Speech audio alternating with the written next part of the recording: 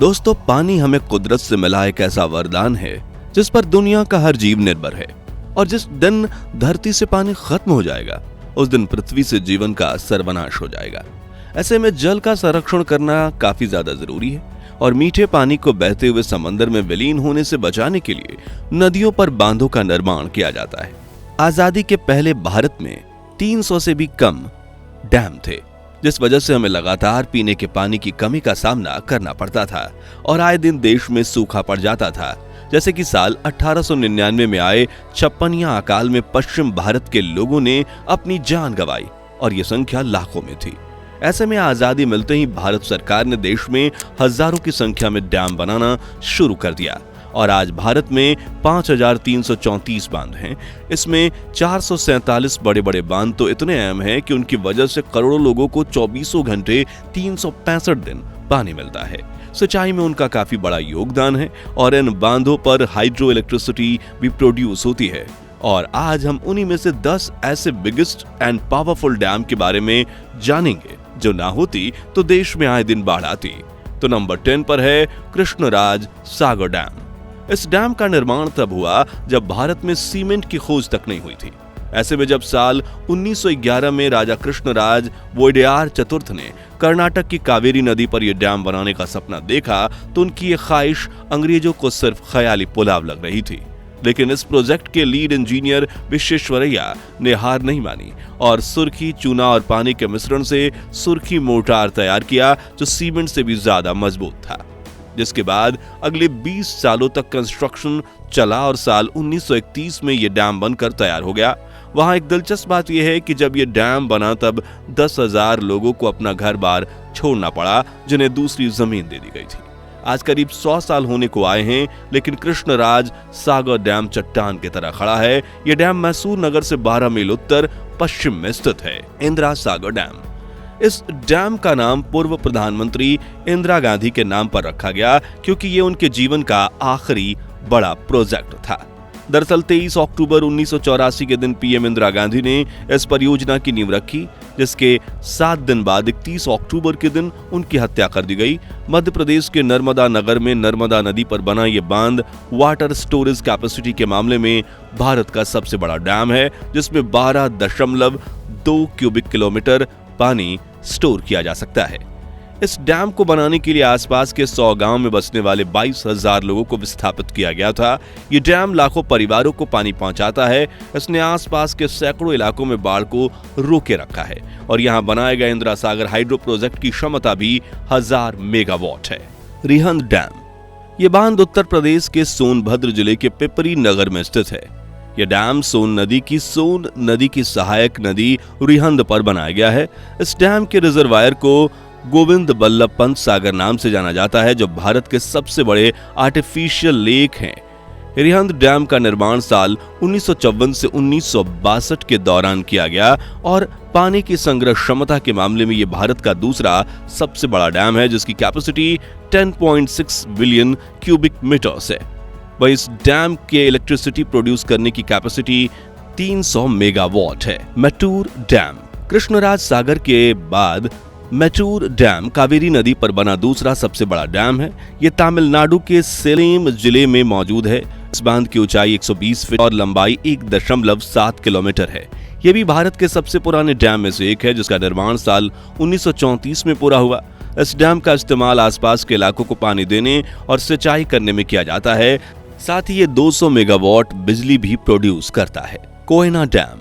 महाबलेश्वर में बहने वाली कोयना नदी पर यह डैम बनाया गया और इसे महाराष्ट्र के सबसे बड़े डैम में से एक माना जाता है। 800 मीटर लंबे इस कंक्रीट डैम को बनाने का मुख्य उद्देश्य था हाइड्रो इलेक्ट्रिसिटी प्रोड्यूस करना। और आज कोयना हाइड्रो इलेक्ट्रिसिटी प्रोजेक्ट देश का दूसरा सबसे बड़ा हाइड्रो पावर प्लांट है, जिसकी कैपेसिटी 1960 मेगावाट है। वैसे तो ये डैम 1964 में बना था, लेकिन थोड़े बहुत मेंटेनेंस प्रोजेक्ट किए गए और आज इस डैम की कैपेसिटी 298 करोड़ क्यूबिक मीटर है। नागार्जुन सागर बांध। ईंटों और पत्थरों से बना ये डैम आंध्र प्रदेश के पलनाडु जिले के तेलंगाना के नंगलगोड़ा जिले के बॉर्डर पर बनाया गया है।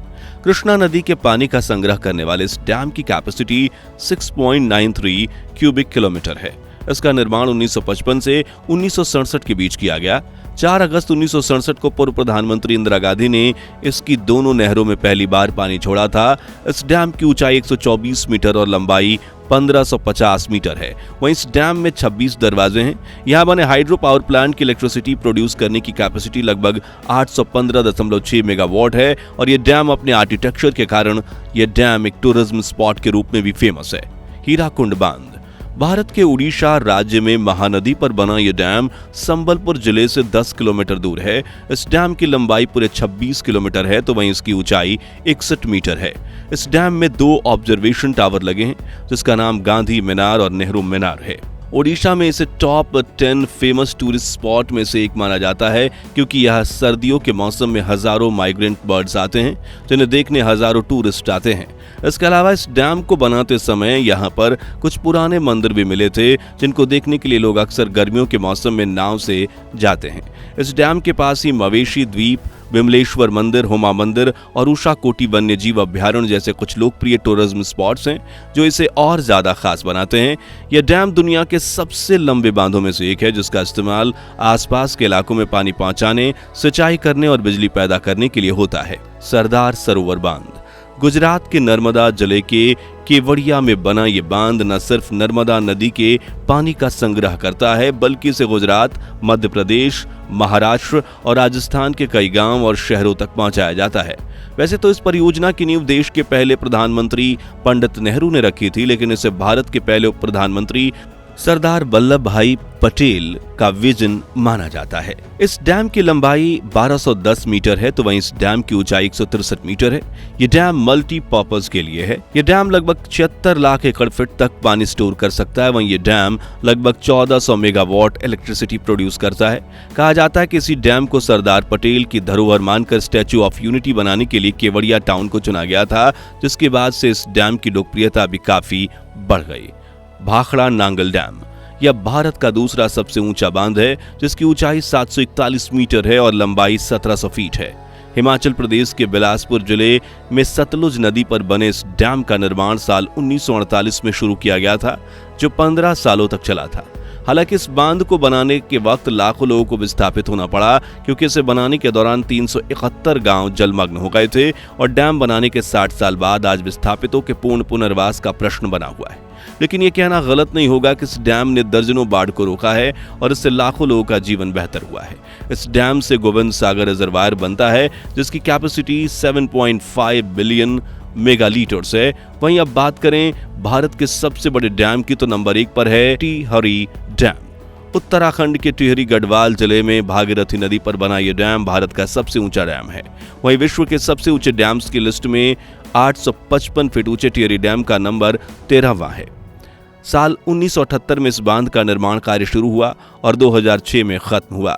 टिहरी डैम बनाने में $2.5 बिलियन यानी कि करीब 20,000 करोड़ रुपए खर्च हुए थे और पहाड़ों को काट कर बनाने के इस प्रक्रिया की काफी ज्यादा मुश्किल आई थी। इस डैम की water storing capacity 3.54 cubic kilometre है और यहाँ 1000 मेगावाट का हाइड्रो पावर प्लांट बना हुआ है। हालांकि गौर करने वाली बात यह है कि टिहरी डैम पर एनवायरमेंटल ऑर्गेनाइजेशंस और इलाके के लोकल लोग आज भी कई सवाल खड़े करते हैं। उनका कहना है कि इस डैम ने वहां के इकोसिस्टम पर काफी गहरा प्रभाव डाला है। साथ ही साथ इसे बनाने के लिए 1 लाख लोगों को भी विस्थापित किया गया था जिसकी लीगल बैटल्स आज भी चल रही है। इसके अलावा अक्टूबर 1991 में टिहरी डैम में 53 किलोमीटर दूर 6.8 मैग्नीट्यूड का भूकंप आया। तब से कुछ एक्सपर्ट्स का कहना है कि इस डैम के इलाके में भविष्य में कई भूकंप आ सकते हैं और डैम की क्षमता 8.4 मैग्नीट्यूड भूकंप के सहने की है। ऐसे में 8.5 मैग्नीट्यूड से ज्यादा तीव्रता वाला भूकंप आया तो ये डैम टूट सकता है, जिससे इसके रिजर्वायर का पानी नीचे इलाकों में मौजूद कई टाउन्स को पानी में डुबा सकता है जहां करीब 5 लाख लोग रहते हैं। हालांकि सरकार का कहना है कि यह डैम काफी मजबूत है। तो दोस्तों, आपके गांव या शहर के पास मौजूद डैम का नाम क्या है और वो कौन सी नदी पर मौजूद है? कमेंट्स में बताइए। ये वीडियो अच्छा लगा हो तो इसे लाइक और शेयर जरूर कीजिए और ऐसी दिलचस्प वीडियोस के लिए इस चैनल को सब्सक्राइब करके पास वाली घंटी जरूर बजा दीजिए। जय हिंद, जय भारत।